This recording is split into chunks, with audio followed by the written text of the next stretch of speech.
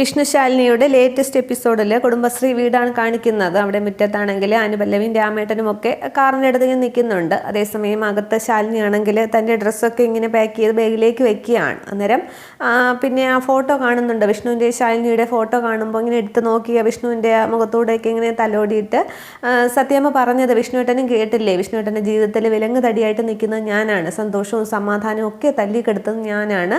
അതുകൊണ്ട് ഇനി വിഷ്ണുവേട്ടൻ്റെ മുന്നിലേക്ക് ഞാനും എൻ്റെ അമ്മയും നമ്മുടെ സത്യമോളും വരില്ല, എങ്ങോട്ടെങ്കിലും ദൂരത്തേക്ക് പോവുകയാണ് എന്നൊക്കെ പറഞ്ഞിങ്ങനെ സങ്കടപ്പെടുമ്പോൾ സത്യം ഓടിക്കൊണ്ട് വരികയാണ്. നമ്മൾ എങ്ങോട്ടാണ്, ടൂറ് പോവുകയാണോ എന്നിങ്ങനെ ചോദിക്കുന്നുണ്ട്. അന്നേരം അതെ ടൂർ പോവുകയാണെന്നിങ്ങനെ ശാലിനി പെട്ടെന്ന് സന്തോഷം വരുത്തി പറയുകയാണ്. അന്നേരം ഊട്ടിയോ കൊടൈക്കനാലോ എന്ന് ചോദിക്കുമ്പോൾ അതൊക്കെ അടുത്തുള്ള സ്ഥലങ്ങളല്ലേ, നമുക്ക് ദൂരെ ഒരു സ്ഥലത്തേക്ക് പോവാം എന്ന് പറയുകയാണ്. എങ്കിൽ പിന്നെ പപ്പിയും കൂട്ടാമെന്ന് പറയുന്നുണ്ട്. അന്നേരം ശാലിനി പറയുന്നുണ്ട് പപ്പിയും നമുക്ക് പിന്നെ ഒരു ദിവസം കൂട്ടാം, പോയി കൊണ്ടുപോകേണ്ട സാധനങ്ങളൊക്കെ എടുത്ത് വയ്ക്കിയെന്ന് പറയുന്നുണ്ട്. അന്നേരം കൂട്ടുകാരോടൊക്കെ വിളിച്ച് പറയണം, ഫോട്ടോ എടുത്ത് സ്റ്റാറ്റസ് ഇടണം എന്ന് കുട്ടി ആകെ സന്തോഷത്തിലാണ് ടൂറിന് പോകുന്നു എന്ന് വിചാരിച്ചിട്ട്. ശാലിനി ആണെങ്കിൽ ഉള്ളിൽ സങ്കടം ഇങ്ങനെ അടക്കി പിടിച്ചിട്ട് ചിരിച്ച് ഈ സത്യയോട് സംസാരിക്കുകയാണ്. അതേസമയം ശാരദാമ്മ റെഡിയായി വരുന്നുണ്ട്. അന്നേരം പറയുന്നുണ്ട് ശാരദാമ്മ റെഡിയായോ എന്നിങ്ങനെ ചോദിക്കുകയാണ്. അന്നേരം ശാരദാമ്മയും ചിരിച്ചാ എന്ന് പറയുമ്പോൾ നല്ല സുന്ദരി കുട്ടിയായി, ഞാൻ പോയി സാധനങ്ങളൊക്കെ എടുക്കട്ടെ എന്ന് പറഞ്ഞിട്ട് സത്യയാണെങ്കിൽ ഓടി അങ്ങ് റൂമിലേക്ക് പോകുന്നുണ്ട്.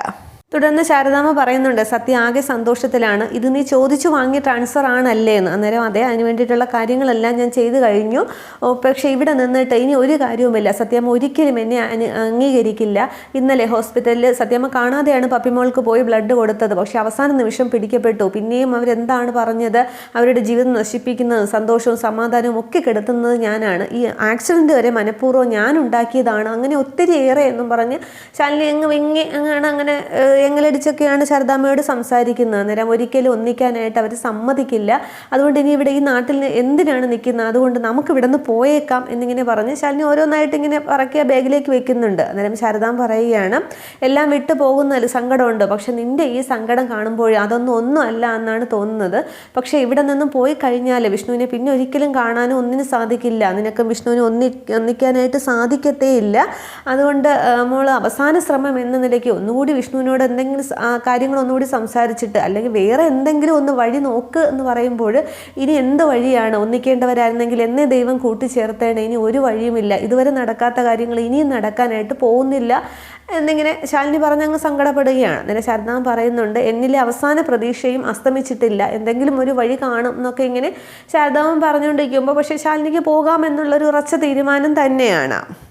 ഈ സമയത്ത് പപ്പി ബാഗൊക്കെ ആയിട്ട് വരുന്നുണ്ട്. അന്നേരം ഞാൻ റെഡിയായി, ഇനി നമ്മൾ പോകുന്ന സ്ഥലം ഏതാണെന്ന് പറയുമെന്ന് ചോദിക്കുകയാണ്. അന്നേരം അത് ഇവിടെ എങ്ങും അല്ല, കുറച്ച് ദൂരെയാണെന്ന് പറയുമ്പോൾ ആ സ്ഥലത്തിന് പേരില്ലേന്ന് ചോദിക്കുകയാണ്. അന്നേരം പേര് ഇതുവരെ ഇട്ടിട്ടില്ല, അത്രയ്ക്ക് മനോഹരമാണ്, അവിടെ ചെന്നാൽ പിന്നെ ഇങ്ങോട്ടത്തേക്ക് വരാനേ തോന്നില്ല എന്നിങ്ങനെ ശാലിനി പറയുമ്പോൾ ശാരദാമ്മയെ കുട്ടിയുടെ സന്തോഷമൊക്കെ നോക്കി ഇങ്ങനെ നിൽക്കുകയാണ്. അന്നേരം പറയുന്നുണ്ട് അതൊന്നും പറ്റില്ല, ടൂർ കഴിഞ്ഞാൽ ഉടനെ നമുക്ക് ഇങ്ങോട്ടത്തേക്ക് വരണം, അല്ലെങ്കിൽ എൻ്റെ ബെസ്റ്റ് ഫ്രണ്ട് പപ്പി എന്നെ കാണാതെ വിഷമിക്കുമെന്ന് പറയുമ്പോൾ ശാരദാമ്മ സങ്കടത്തോടെയാണെങ്കിലും പറയുന്നുണ്ട് ആഹാ ബെസ്റ്റ്, ഇതൊരു നടക്ക് പോകുമെന്ന് തോന്നില്ല എന്നും പറഞ്ഞിട്ട് ശാരദാമ്മ അങ്ങ് സാധനങ്ങൾ എടുക്കാനായിട്ട് അങ്ങ് അകത്തേക്ക് പോകുന്നുണ്ട്.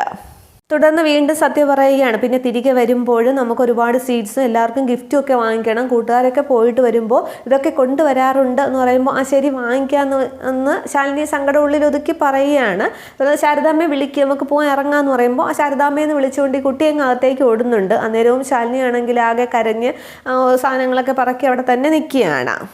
ഇതേസമയം ശാരദാമ്മ മുറ്റത്തേക്ക് ഇറങ്ങി നിന്നിട്ട് വിഷ്ണുവിനെ ഫോൺ ചെയ്യുകയാണ്. അന്നേരം അനുപല്ലവിയും പിന്നെ രാമേട്ടനും ഒക്കെ പുറകിലെ കാറിൻ്റെ സൈഡിലേക്ക് നിൽക്കുന്നുണ്ട്, അവരൊക്കെ ശ്രദ്ധിക്കുകയാണ് ശാരദാമ്മയെ. അന്നേരം ശാരദാമ്മ ഫോൺ വിളിക്കുമ്പോൾ വിഷ്ണു ആണെങ്കിൽ പപ്പിയുടെ അടുത്ത് ഇങ്ങനെ ഇരിക്കുകയാണ് കുട്ടിയെ നോക്കിക്കൊണ്ട്.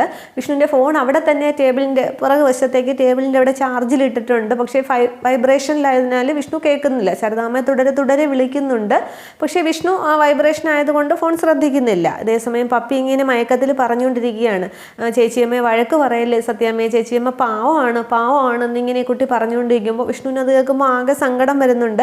വിഷ്ണു ഇങ്ങനെ പപ്പിയുടെ തലയിൽ ഇങ്ങനെ തലോടിയിട്ട് പറയുന്നുണ്ട് ചേച്ചിയമ്മയെ സത്യാമ്മ ഞങ്ങളിൽ നിന്ന് എല്ലാവരിൽ നിന്നും അകറ്റിക്കൊണ്ടിരിക്കുകയാണ്, ഒരിക്കലും അടുക്കാൻ പറ്റാത്ത വിധം അകറ്റിക്കൊണ്ടിരിക്കുകയാണ്, നിങ്ങളുടെ ഈ സ്നേഹം പോലും കാണാനുള്ള ആ മനസ്സ് ആർക്കുമില്ലല്ലോ, എൻ്റെ പല ചോദ്യങ്ങളിൽ നിന്നും എല്ലാവരും ഒഴിഞ്ഞു മാറുകയാണ്, നിങ്ങളുടെ സ്നേഹം കാണുമ്പോൾ എനിക്ക് എന്തൊക്കെയോ സംശയങ്ങൾ തോന്നുന്നുണ്ട്, ഒരാളില്ലെങ്കിൽ മറ്റൊരാളില്ല, അത്രയ്ക്ക് അതല്ലേ നിങ്ങൾ അമ്മയുടെ സ്നേഹം. അപ്പോൾ നിങ്ങളുടെ സ്നേഹവും എൻ്റെ മനസ്സിലെ ചോദ്യങ്ങളും തമ്മിൽ എന്തെങ്കിലും എന്തെങ്കിലും ബന്ധമുണ്ടോ എന്ന് എനിക്കും ഇപ്പോൾ സംശയം തോന്നുന്നു എന്നിങ്ങനെ പറഞ്ഞ് വിഷ്ണു ഇങ്ങനെ ചിന്തിച്ച് അവിടെ തന്നെ ഇരിക്കുകയാണ്. തുടർന്ന് ശാലിനിയും പപ്പിയും പെട്ടിയൊക്കെ ഹാളിലേക്ക് കൊണ്ടുവയ്ക്കുന്നുണ്ട്. അന്നേരം ശാരദാമ്മ എവിടെയും ചോദിക്കുമ്പോൾ ഞാൻ കണ്ടില്ല, എൻ്റെ പെട്ടിയൊക്കെ കാറിനടുത്തേക്ക് കൊണ്ടുവച്ചു എന്ന് കുട്ടി പറയുന്നുണ്ട്. അന്നേരം ശാരദാമ്മ മുറ്റത്തുനിന്ന് കയറി വരികയാണ്. തുടർന്ന് ചോദിക്കുന്നുണ്ട്, കണ്ണനോട് യാത്ര പറഞ്ഞോ എന്ന് സത്യമോളോട് ചോദിക്കുമ്പോൾ ടൂർ പോയിട്ട് വരുമ്പോൾ വലിയൊരു മാല കൊണ്ടുവരാമെന്ന് പറഞ്ഞിട്ടുണ്ടെന്ന് പറഞ്ഞ് ഈ കുട്ടി വീണ്ടും എന്തോ എടുക്കാനായിട്ട് അകത്തേക്ക് പോകുന്നുണ്ട്. തുടർന്ന് ശാലിനി ആണെങ്കിൽ പൂജാമുറിയിലേക്ക് പോവുകയാണ്. ഈ സമയവും ശാരദാമ്മ അങ്ങ് വിഷ്ണുവിനെ ഫോൺ ചെയ്യാൻ ശ്രമിക്കുകയാണ്. പക്ഷേ വിഷ്ണു എടുക്കുന്നില്ല. തുടർന്ന് പൂജാമുറിയിൽ പോകുന്ന ശാലിനിയാണെങ്കിൽ പ്രാർത്ഥിക്കുന്നുണ്ട്, തനിച്ചാക്കിയിട്ട് പോവുകയാണെന്ന് വിചാരിക്കരുത്, അത്രയ്ക്ക് പിടിച്ചു നിൽക്കാൻ പറ്റാത്തത് കൊണ്ടാണ്, എവിടെയായാലും എൻ്റെ മനസ്സിൽ ഈ രൂപവും പ്രാർത്ഥനയും എന്നും ഉണ്ടാകും എന്നൊക്കെ ശാലിനി ഇവിടെ നിന്ന് പ്രാർത്ഥിച്ചിട്ട് തിരികെ വരുമ്പോഴും ശാരദാമ്മ ഇങ്ങനെ ഫോൺ ചെയ്യുന്ന കാണുന്നുണ്ട്. എന്നിട്ട് ശാരദാമ്മ പെട്ടെന്ന് ഫോൺ അങ്ങ് മാറ്റി പിടിക്കുകയാണ്, ശാലിനി കണ്ടു എന്നുള്ളത് കൊണ്ട്. അന്നേരം അമ്മ ആരെയാ ഫോൺ ചെയ്യുന്നത്, നമ്മൾ പോകുന്നവർ ആരെങ്കിലും അറിയിക്കാനാണോ എന്ന് ചോദിക്കുമ്പോൾ അറിയിച്ചിട്ട് പറഞ്ഞിട്ട് പോകുന്നതല്ലേ മോളെ മര്യാദ എന്ന് പറയുമ്പോൾ അത് വേണ്ട എന്നിങ്ങനെ ശാലിനി അങ്ങ് പറയുന്നുണ്ട്. തുടർന്ന് എവിടെ പോയാലും എൻ്റെ മനസ്സിൽ ഈ കുടുംബശ്രീയും ഹോട്ടലും ഈ നാടും ഒക്കെ തന്നെ ആയിരിക്കുമെന്ന് ശാരദാമ്മ പറയുകയാണ്. തുടർന്ന് ശാരദാമ്മ ചുറ്റുമൊക്കെ നോക്കിയിട്ട് പറയുകയാണ്, അല്ല ഹോട്ടലിൻ്റെ പുതിയ ഓണറെ കണ്ടില്ലല്ലോ, നടത്തിപ്പ് അവകാശം അങ്ങോട്ട് കൊടുക്കേണ്ടതല്ലേ എന്ന് പറഞ്ഞ് തിരിഞ്ഞു നോക്കുമ്പോൾ ഞാനിവിടെയുണ്ട് ശാരദാമ്മയെന്നും പറഞ്ഞ് ശാന്ത വരികയാണ്.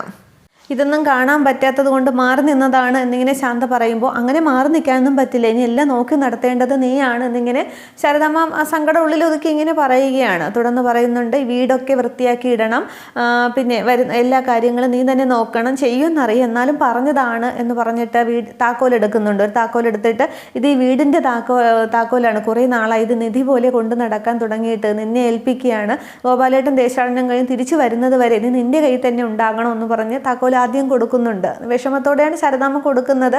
ശാലിനിയും വിഷമത്തോടെ അതൊക്കെ നോക്കി നിൽക്കുമ്പോൾ ശാന്തയും അത് വിഷമത്തോടു കൂടി തന്നെയാണ് വാങ്ങുന്നത്. അതിനുശേഷം വേറൊരു താക്കോൽ എടുത്തിട്ട്, ഇത് നമ്മുടെ ചോറാണ്, എന്നെ ഞാനാക്കിയ, നിന്നെയും ഇങ്ങനെ ഈ അവസ്ഥയിൽ എത്തിച്ച, എൻ്റെ മക്കളൊക്കെ ഇതേ അവസ്ഥയിൽ എത്തിച്ച നമ്മുടെ ഹോട്ടലിൻ്റെ താക്കോലാണ്, പിന്നെ എന്തൊക്കെ പ്രശ്നങ്ങൾ ഉണ്ടായാലും ആ കുടുംബശ്രീ ഹോട്ടലിൽ തീ പുകയാതിരിക്കരുത്, നീ നന്നായിട്ട് നോക്കണം എന്നൊക്കെ പറഞ്ഞ് വളരെ സങ്കടപ്പെട്ട് ശാരദാമ്മ കുറേയൊക്കെ സംസാരിച്ചിട്ട് വിഷമത്തോടു കൂടി അത് ശാന്തയുടെ കയ്യിലേക്ക് വെച്ച് കൊടുക്കുകയാണ്. തുടർന്ന് പറയുന്നുണ്ട്, ഇനി പുറത്തേക്ക് ഇറങ്ങിക്കഴിഞ്ഞാൽ തിരിഞ്ഞു നോക്കില്ല, തിരിച്ചൊരു യാത്ര പറച്ചിലുണ്ടായില്ല, തിരിഞ്ഞു നോക്കിയാൽ പിന്നെ എനിക്ക് ഇവിടെ നിന്ന് പോകാൻ കഴിയില്ല എന്നിങ്ങനെ സങ്കടത്തോടെ പറഞ്ഞുകൊണ്ട് നിൽക്കുമ്പോൾ, അമ്മേ പോവാം, നമുക്ക് പോവാം, ട്രെയിൻ ലേറ്റ് ആകും, അല്ലെങ്കിൽ ട്രെയിൻ പോകും എന്നിങ്ങനെ പറഞ്ഞുകൊണ്ട് സത്യ ഓടി വരികയാണ്. അന്നേരം പോകാം എന്നിങ്ങനെ പറയുന്നുണ്ട്. തുടർന്ന് രാമേട്ടൻ അങ്ങോട്ടത്തേക്ക് വരുമ്പോൾ രാമേട്ടൻ്റെ വിഷമത്തോടെയാണ് നിൽക്കുന്നത്. തുടർന്ന് ഈ പെട്ടിയൊക്കെ എടുത്ത് കാറിലേക്ക് വെക്കാൻ പറയുമ്പോൾ 2 പെട്ടിയും എടുത്തുകൊണ്ട് രാമേട്ടൻ അങ്ങ് കാറിനടുത്തേക്ക് പോകുന്നുണ്ട്.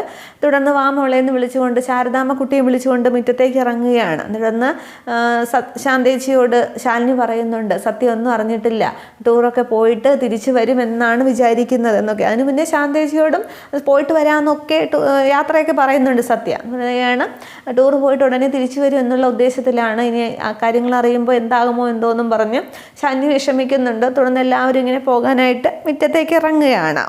തുടർന്ന് പിന്നെ ശാലിനി ഇറങ്ങി വരുന്നതിന് മുമ്പേ ശാരദാമ്മ സത്യയോട് ചോദിക്കുന്നുണ്ട്, പോകുന്ന വിവരം, ടൂർ പോകുന്ന കാര്യം ബിഗ് ഫ്രണ്ടിനോട് വിളിച്ചു പറഞ്ഞായിരുന്നോ എന്ന്. അന്നേരം അനുപല്ലവിൻ്റെ അമ്മേട്ടനൊക്കെ ഇത് കേട്ടുകൊണ്ട് നിൽക്കുകയാണ്. അന്നേരം ഇല്ല, വിളിച്ചു പറഞ്ഞില്ല എന്ന് പറയുമ്പോൾ എനിക്ക് അമ്മയുടെ ഫോൺ വാങ്ങിച്ച് വിളിച്ചു പറയുമെന്ന് പറയുന്നുണ്ട്. അന്നേരം ശാലിനി പുറത്തേക്ക് ഇറങ്ങി വരികയാണ്. തുടർന്ന് പറയുന്നുണ്ട്, അമ്മ ഫോൺ ഇങ്ങി തന്നെ, ഞാൻ ബിഗ് ഫ്രണ്ടിനെ വിളിച്ചു പറഞ്ഞില്ല എന്ന്. അന്നേരം ശാരദാമ്മ ഇങ്ങനെ ശാലിനി നോക്കുകയാണ്. പക്ഷേ ശാലിനി പറയുന്നുണ്ട്, അതൊന്നും വേണ്ട, പിന്നീട് വിളിച്ചു പറയാം, ഫോണൊക്കെ ബാഗിനകത്താണ് എന്നിങ്ങനെ പറയുമ്പോൾ, അമ്മയുടെ ഫോൺ തന്നാലും മതി എന്നിങ്ങനെ കുട്ടി പറയുമ്പോൾ ശാലിനി ദേഷ്യപ്പെടുകയാണ്.